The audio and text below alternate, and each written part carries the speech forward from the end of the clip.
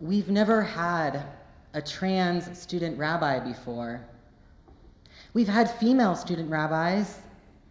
We've had gay student rabbis, but never trans. When I had pictured rabbinical school in my head, I didn't envision sitting with a stranger at a booth at Applebee's chatting about my trans identity. I got a student pulpit in my second year, and I was meeting with my liaison. I was the third out trans student at HUC, but I was the first to have a student pulpit at a non-LGBTQ synagogue. I don't think you'll have any issues, he said, but it's impossible to know for sure since this is different for us. I reassured him that I would hold off on coming out to the congregation. I'm different enough just because I'm new, I said. I think that's smart, he said. We are very proud to be a safe community for the college to send LGBT students to. But sometimes we just want our rabbi to be our rabbi. Not our gay rabbi or our trans rabbi, just our rabbi. This week's Torah portion, Shemini, like so much of Leviticus, is full of laws.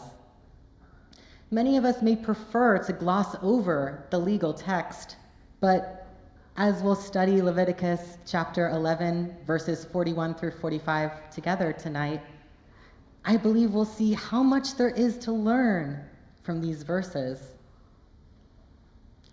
Kuf Dalet Shin, the Hebrew root used for holiness, appears more times in the book of Leviticus than in any other book of Torah. It appears 7 times in this Torah portion alone. In Leviticus chapter 11, verse 45, we read, Ki ani Adonai hama'ale etchem me'eretz Mitzrayim lihiot lachem le'elohim v'hayitem kedoshim ki kadosh ani. For I am Adonai, the one who lifted you up from the land of Egypt to be your God. You shall be holy, for I am holy. V'hayitem kedoshim ki kadosh ani, you shall be holy, for I am holy. What does it mean to be kadosh? Well, first I turned to a biblical dictionary. While we might expect the primary definition to be holiness, we actually see that the first definition is to set apart. The second definition is to consecrate, which does contain holiness, but not an innate holiness. Rather, a holiness that is created specifically through distinction. Next, I turned to the commentaries on this passage of Torah. One commentator interprets this verse to mean that we can be kadosh by emulating God's attributes and God's way of thinking. Therefore, to be holy means to emulate God. Well, how can we emulate God? Another commentary rewrites this verse as, just as I am separate, you shall be separate, using our first definition of kadosh. To be kadosh, to emulate God, is to be separate. To understand this verse better, let's examine the verses leading up to it. At first glance, it may appear to simply be a prohibition against eating insects. Our verses say, do not eat swarming things. Swarming things are an abomination. do not impurify your souls through swarming things. However, if we look closely, we can see that while eating is mentioned in verses 41 and 42, in verses 43 and 44, we have additional prohibitions against swarming things, but no mention of eating. Rashi says that eating isn't mentioned, but it's implied. I'm not convinced. Just as we can gather meaning from the repetition of words, so too can we gather meaning from omission of words. So then, why no mention of eating? Perhaps because swarming things do not only refer to insects. Another commentary points out that in the Talmud, we also see these same words as in our Torah portion today for abomination and swarming things. However, in the Talmud, these words refer to people. Swarming things can mean insects, but people can be like swarming things too. So what exactly does it mean to be a swarming thing? Something that swarms is identified through its group existence. A swarming thing gathers with others like it, becoming indistinguishable from all others within the swarm. A swarming thing cannot be perceived as unique, set apart, or distinct. When we lose our individuality, we become like a swarming thing.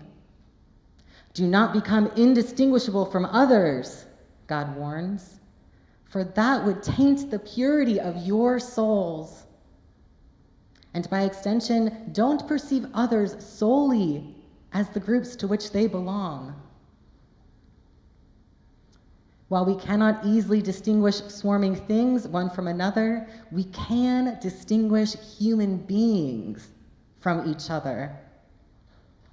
The Mishnah teaches of this distinguished nature, writing, "When a person stamps several coins with one seal, they are all similar to each other, but the Holy One, blessed be God, stamped all people with the seal of Adam, the first human, and not one of them is similar to another." We all come from Adam, and yet each of us is unique. We share our DNA with others, and yet there are traits that are unique to us. Unlike with swarming things, we can see the uniqueness of every person.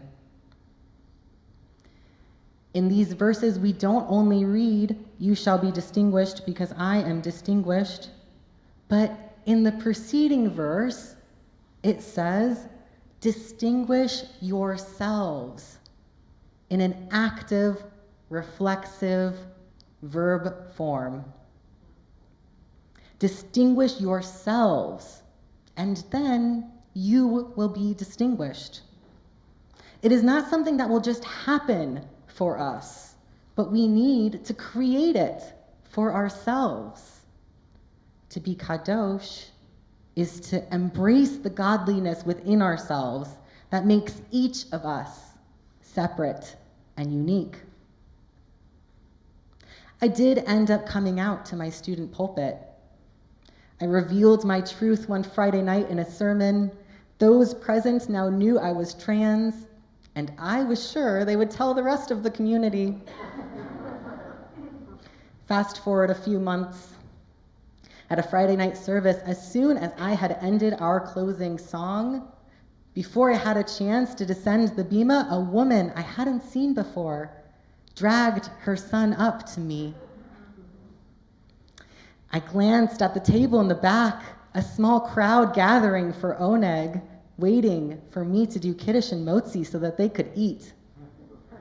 No one likes waiting for oneg. So I briefly considered excusing myself, but something in her face stopped me. "Rabbi," she said, "I have a question for you."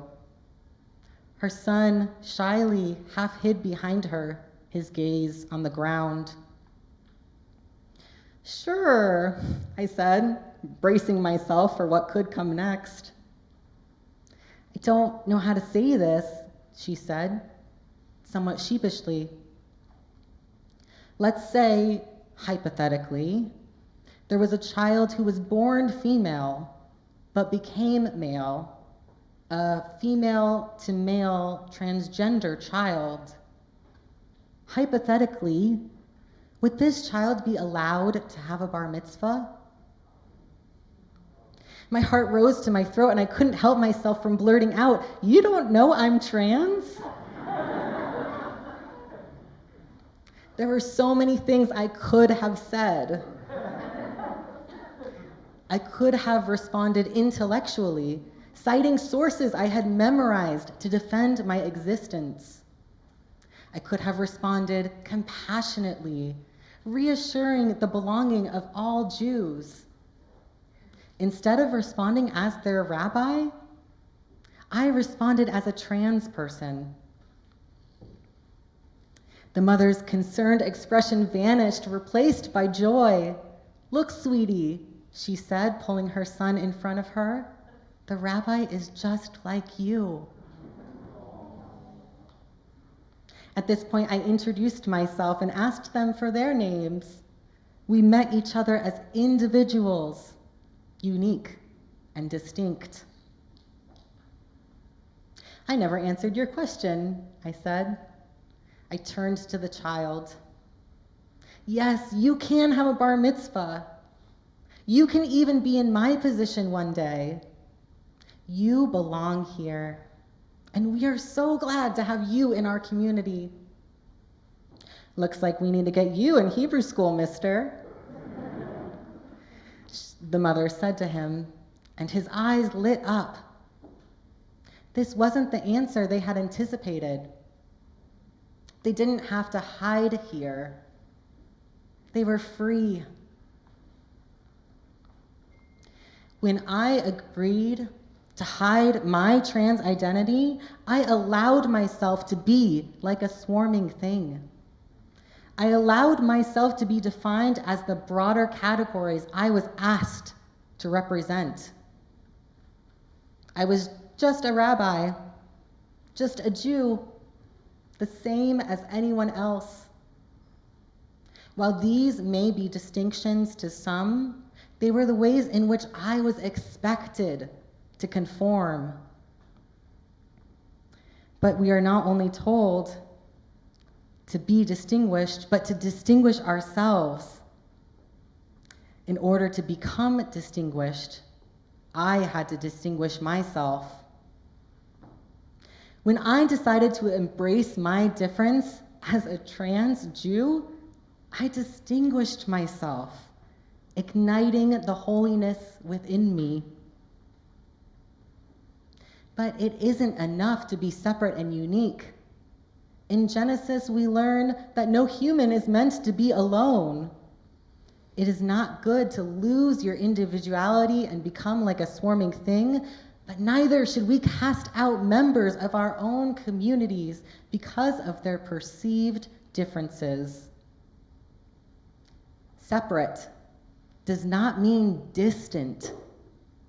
Distinct does not mean divided. In truth, every single one of us is different. We are united in our uniqueness. You may say, but there's strength in collective. We've all seen the images of masses of people gathered in the streets protesting injustice. Zooming out, we can no longer see each individual, but a multitude that has power precisely because of its swarming nature. When we organize our community, we may choose to momentarily give up our individuality in order to become something greater than ourselves. But we cannot live in this swarm. In our everyday lives, we must embrace our distinction to be our fullest selves. When grappling with the social pressure to conform and blend in with others, and the God-given gift of being unlike any other who came before, our Torah tells us to choose distinction, to be kadosh. We are holy because we are distinct, and we make ourselves holy by embracing our distinct nature. Imagine a world in which none of us has to choose between living authentically and being in community. This is not limited to trans people. For Jews and other religious minorities, for people of color, for queer people, for people experiencing grief, even for comic book nerds, for any one of us who may feel different for any reason. Being with others who are similarly distinct can create spaces where we can be free to be ourselves and be in community. But we can create these spaces too. As Rabbi Rudy Reagan writes, we need to build communities where people are not separated from. While we may sometimes swarm to bring power to collective, gathering with others like ourselves does not necessarily create a swarm. When we are gathered together and yet we can celebrate the uniqueness of every single one of us, we are fulfilling God's destiny for us to be distinct while not being alone. In the verb form, to distinguish something is to recognize or treat it as different. But as an adjective, to be distinguished has come to mean to be exceptional. To be different is to be exceptional. Hit kadishtem v'hayitem kedoshim. Distinguish yourselves, and you shall be distinguished.